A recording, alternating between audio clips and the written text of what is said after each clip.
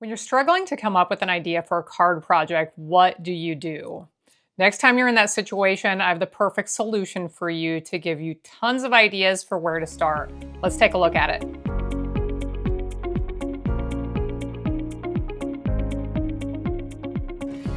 Here's where card making templates can come to the rescue. Have you ever looked up card making templates? Look at all of these ideas right here that next time I'm like, I don't know how to put this card together. I don't know how to design it or what kind of shapes I should put in the background. Look at all of these ideas. Now I got these from the Stampin' Up! Catalogs. I copied them and I enlarged them in size. This was from our mini catalog, page 17, annual catalog, page 24. If you shop with me, you get these catalogs in the mail from me.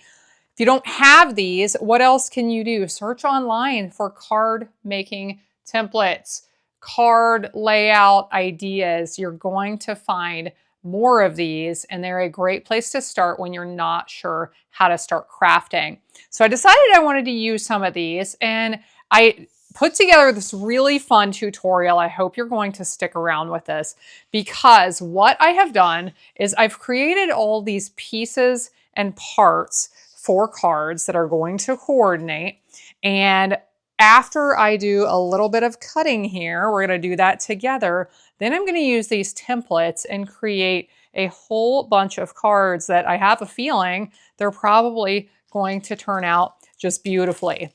So I have all these pieces and parts. These all come from a product suite called Lovely and Beautiful. If you struggle with products that coordinate, getting things to match, product suites are the way to go, my friends. They help so much. And as you can see, we're going to make a big batch of cards. I love to show this on screen because you do not have to burnish all of your cards individually. You can fold them all together, do it all at one time, and they lay really nice and flat. But I have all these pretty pieces. This is an ephemera pack with vellum and gold accents.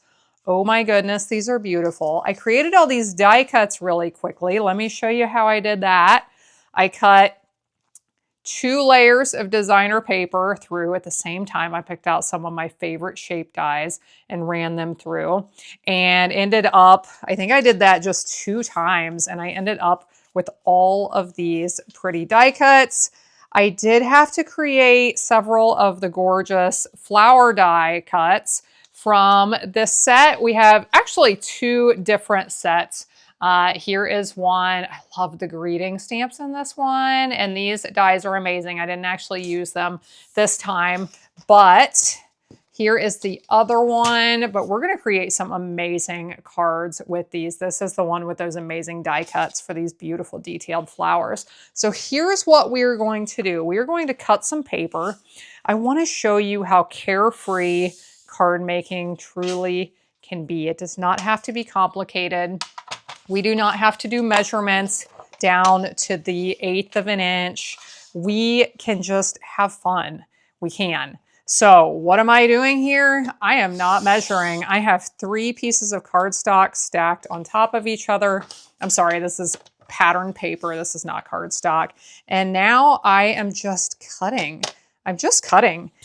What sizes am I cutting? I don't know. And it's really not that important. You know why? Because these are going to create some really nice cards, and it can be carefree and simple. I want to get some long, narrow pieces here. So we'll do one of these. Let's do another one of those a little bit wider. But I'm going to add these pieces to what I already have. You can see these patterns are so pretty. They have all these gold accents in them. But I'm going to add these to what I already have. And we are going to create some cards here in just a moment. So here are all of the pieces that I've created. I want to show you what we have. We're going to start using these templates to put a few cards together. And I think you're going to love to see what we create at the end. Now, I had also cut another set of designer series paper into different size pieces. I wanted to show you after I cut them, I flipped about half of them over because we have different colors and patterns on the background. So I want to be able to see everything I have to work with right here. I know it's hard to fit it all to where you can see it, but let's just start creating one of these cards. This one's really simple here. I need a large piece of paper for the background. Here's one. We're going to do 2 smaller square shapes on top. And I really like these die cuts that I created. So I am going to pick these 2 pieces right here. Now, what color would this look nice on? Let's go with green. What is fantastic about these product suites is everything coordinates. And now I can decorate this however I want with one of those die cuts. I forgot to mention, but I did create all of these greetings as well. This one is long. I want it to go horizontally, but just a really easy way to create some beautiful cards. I love this ephemera pack. I'll pull in a few of these to decorate, and we are going to create some amazing cards. Let's do another one together. Let's look at this one right here. So in the background, we have a large rectangle. We have 2 large circles that are kind of a primary focus. I'll pull in my circles first. Let's see if I have 2, if I can find 2 that match or coordinate. Okay, these 2 coordinate well. Let's find a big piece of designer paper that we can put in the background. Love that with the freesia color. We need a card base. This is going to look nice on, and I like the yellows coming out of that actually. And what else do we need? Now we need a rectangle to go on top. I'm not sure if I have any yellow rectangles. If I did, I would pull one in, but let's see. We've got this beautiful, we'll pull in one of these. These are so pretty. So I'll find one that's a little bit smaller, and then we'll put a greeting tag on top. Here's a nice one with some gold. We'll pull in a greeting tag and probably add some of those gold decorations as well.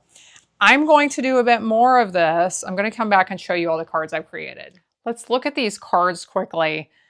I have quite a lot of extra pieces and parts here, plus all of these cards that I have already created. I hope this helps you see that with simple template ideas, or if you don't need those ideas, that's great. But with those ideas plus some pre-cut pieces, you can make a lot of gorgeous cards in just a short amount of time. So you're going to see as I hold these up, you'll see the die cuts that I had prepared with my basic shapes. You'll see some of those vellum accent pieces that I popped out of that ephemera pack. Makes it really nice when the products coordinate. But here is one of those gorgeous flowers that I had created with the beautifully celebrated, it's the other one, Simply Beautiful die set. Here's one. Here are 2 more. Absolutely love this big flower. But these are just so easy and so pretty for some embellishments. And today's question is, where do you get most of your card ideas? Comment below and tell me, do you get most of your ideas from a certain social media site, a search engine, from a certain crafter, from videos, from wherever, from catalogs, ideas, magazines? Comment below, tell me where you get most of your ideas from. You may help somebody else find a great place to get card making ideas. It's time to chat at the end. And I was ready to do this, and I'm like, oh, I'm not feeling it. And I said a little prayer. I'm like, okay, I'm supposed to talk about this. So I've shared about Pastor Josh Howerton, who I love to listen to. We've shared his sermons with other people, and like lots of other people have fallen in love with his sermons as well. But he gave one here not too long ago about the signs that Jesus is coming back.